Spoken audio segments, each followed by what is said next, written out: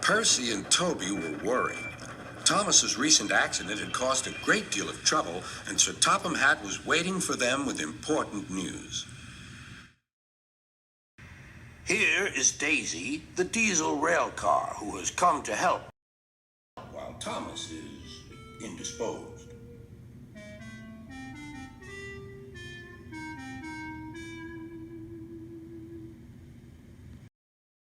Please, sir, will she go when Thomas comes back, sir? That depends, said Sir Topham Hatt. Meanwhile, however long she stays, I hope you will both make her welcome and comfortable. Yes, sir. We'll try, sir, said the engines. Good. Run along now and show her the shed. She will want to rest after her journey.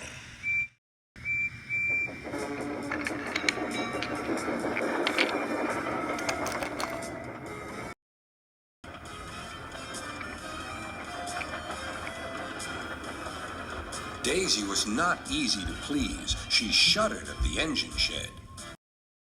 This is dreadfully smelly. I'm highly sprung, and anything smelly is bad for my swerves. Next, they tried the carriage shed.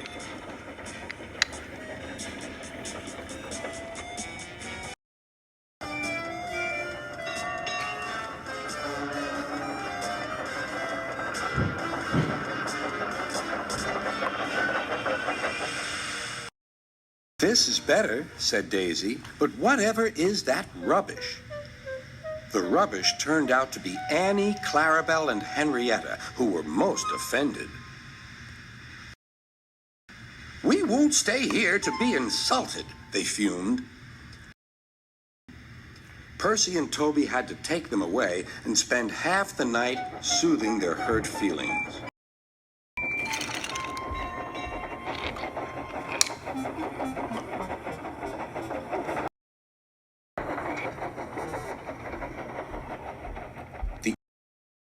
The engines woke next morning feeling exhausted. Daisy, on the other hand, felt bright and cheerful. Woo, woo, woo. She tooted as she came out of the yard and back to the station.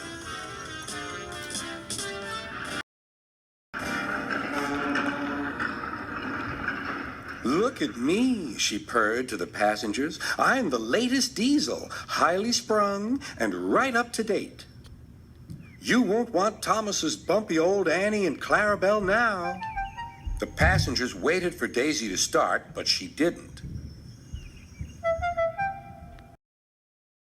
She saw that a milk van was about to be coupled to her and was most indignant. Do they expect me to pull that? Surely, said her driver, you can pull one van.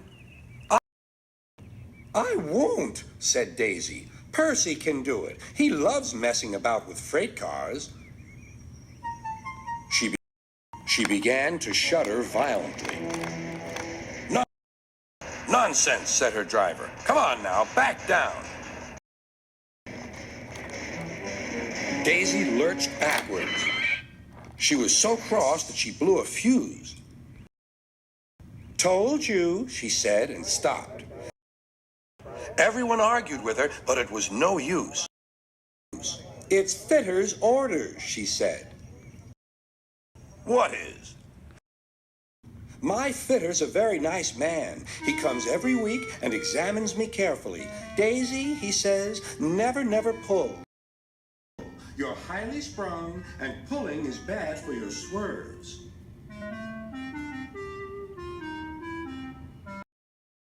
So that's how it is, finished Daisy.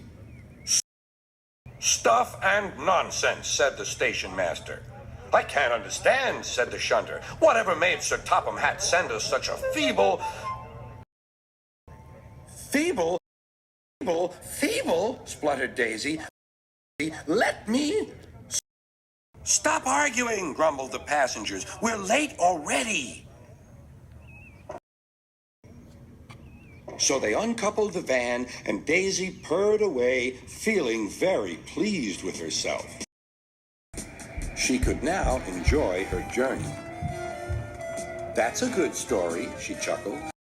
I'll do just what work I choose and no more.